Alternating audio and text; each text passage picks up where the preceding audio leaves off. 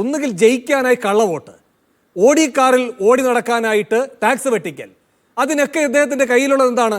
വ്യാജമായ തെളിവുകൾ വെക്കുക. എന്നിട്ടാണ് കേന്ദ്രമന്ത്രിയായിട്ട് വിലസിക്കൊണ്ടിരിക്കുന്നത്. ഇങ്ങനെ ഒരു വ്യാജനയാണോ കേരളം ഇപ്പോൾ ജയിപ്പിച്ചു വിട്ടിരിക്കുന്നത്?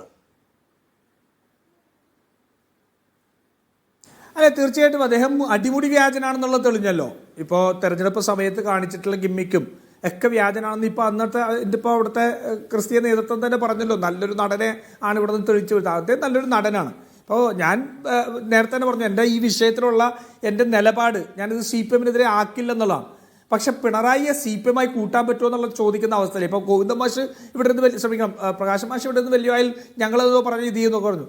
അങ്ങ് പോയിട്ട് ആ പിണറായി വിജയനോട് ഇത്തരത്തിലുള്ള സംഭവം നടന്നിട്ടുണ്ട് എന്ന് പറയാം. കമ്മ്യൂണിസ്റ്റ് പാർട്ടിയുടെ ഈ രാജ്യത്തെ ഏക മുഖ്യമന്ത്രി അങ്ങയുടെ സംസ്ഥാനത്ത് ഈ സുരേഷ് ഗോപിയുടെ വിജയത്തെ സംബന്ധിച്ച് അങ്ങയുടെ തന്നെ മുന്നണിയിലുള്ള അവിടെ മത്സരിച്ച സ്ഥാനാർത്ഥി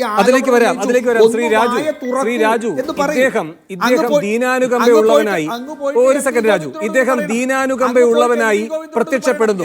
ഒരു സെക്കൻഡ്. പലർക്കും സാമ്പത്തിക സഹായം ചെയ്യുന്നു രാജു, പലർക്കും സാമ്പത്തിക സഹായം ചെയ്യുന്നു. പലരോടും പറയുന്നു എൻ്റെ പേര് പറയരുത് എന്ന്. അത്ര ദയാവായ്പുള്ള ആളായി പറയുന്നു. പിന്നെ എന്താണ്, ആശാസമരത്തിൽ പോയിട്ട് എല്ലാവർക്കും ഭക്ഷണ കിറ്റുകൾ കൊടുക്കുന്നു. പക്ഷെ എന്താണ്, ഇതൊന്നും സ്വന്തം പോക്കറ്റിൽ നിന്നല്ല. സ്വന്തം പോക്കറ്റിലെ കാര്യം വരുമ്പോൾ പോണ്ടിച്ചേരിയിലേക്ക് കടന്നു കളയും. ഇതല്ലേ ഈ വ്യാജരൂപം? ഇതല്ലേ ഈ ദയാവായ്പോടെ ഇറങ്ങിക്കളിക്കുന്ന ഈ വിദ്വാന്റെ യഥാർത്ഥത്തിലുള്ള മനസ്സ് അല്ലെങ്കിൽ സ്വഭാവം? വേണു, ഇദ്ദേഹം അടിമുടി വ്യാജനാണ്. ഞാൻ ചോദിക്കട്ടെ, സ്വന്തമായിട്ട് അഭിനയിച്ച ഒരു ചിത്രം, തൻ്റെ ഒരു സ്റ്റാർഡത്തിൽ നിന്നുകൊണ്ട് ഒരു ചിത്രം ഉണ്ടാക്കിയിട്ട് അതിനകത്ത് ആയിരക്കണക്കിന് ടെക്നീഷ്യൻസ് ഉൾപ്പെടെ ജീവിച്ചു പോകുന്ന ഒരു ചിത്രം, ആ ചിത്രത്തെ ഈ ഹിന്ദുത്വ വർഗീയവാദികൾ അതിൻ്റെ പേര് പറഞ്ഞു കോടതിയിൽ കയറ്റിയിട്ട് ഒരക്ഷരം മിണ്ടിയോ? അതിനകത്ത് അഭിനയിച്ച ആളല്ലേ, ഒരക്ഷരം മിണ്ടിയോ? ഞാൻ ചോദിക്കട്ടെ, പുഴു എന്ന് പറഞ്ഞ സിനിമയിൽ ഈ മമ്മൂട്ടി എന്ന് പറയുന്ന നമ്മളെല്ലാം അഭിമാനിക്കുന്ന ആ താരത്തെ ഈ ഹിന്ദുത്വ വർഗീയവാദികൾ ഇട്ട് ആക്രമിച്ചില്ലേ, വളഞ്ഞിട്ട് ആക്രമിച്ചില്ലേ? ഇയാൾ ഒരക്ഷരം മിണ്ടിയോ? ഹിന്ദുത്വ വർഗീയവാദിയുടെ പ്രതിനിധിയല്ലേ?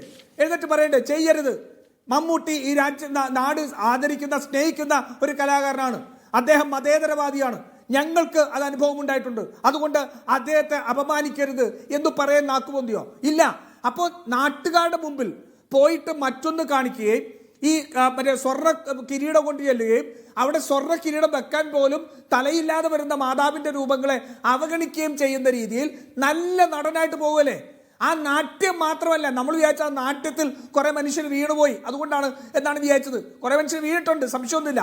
പക്ഷെ ആ നാട്യം മാത്രമല്ല, അതിൻ്റെ കൂടെ വ്യാജനും കള്ളത്തരവും കൂടി കാണിച്ചിട്ട് ഒരു വിജയം ഉണ്ടാക്കിയിട്ട് ആ വിജയത്തിൻ്റെ പേരിൽ അഹങ്കരിച്ച് ചോദ്യം ചോദിക്കുന്നവരോട് ആരോടാണ് ചോദിക്കുന്നത് എന്നറിയാവുന്ന ചോദിക്കുന്ന അഹങ്കാരത്തിൽ നടക്കുകയല്ലേ?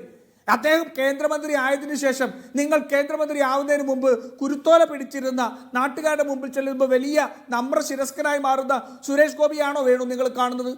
എത്ര പ്രാവശ്യമാണ് മാധ്യമങ്ങളെ തന്നെ ഞാൻ വരാൻ രാജു, ഇപ്പൊ കാണുന്ന ദൃശ്യങ്ങളും അതെല്ലാം സാധൂകരിക്കുന്നതാണ്. ഇപ്പൊ കാണുന്ന ദൃശ്യങ്ങളുണ്ടല്ലോ, പ്രകാശ മാഷ് അത് കാണുന്നുണ്ടാകുമല്ലോ അല്ലേ, കണ്ടിട്ടുണ്ടാകുമല്ലോ.